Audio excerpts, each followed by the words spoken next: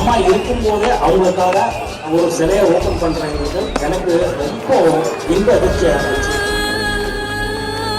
இதே ஊர்ல இன்னைக்கு உங்க மத்தியில இவ்வளவு பெரிய விஷயம் நான் பண்றேன்னா அதுக்கு ஒரே விஷயம் எங்க அம்மாவோட அன்பும் நான் வணங்குற கடவுளோட இயேசுவோட ஆணையம்.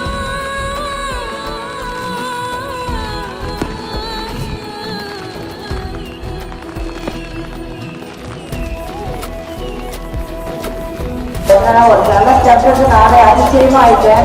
ரொம்ப சந்தோஷமா இருந்தது. பாடத்துல தண்ணியே வந்து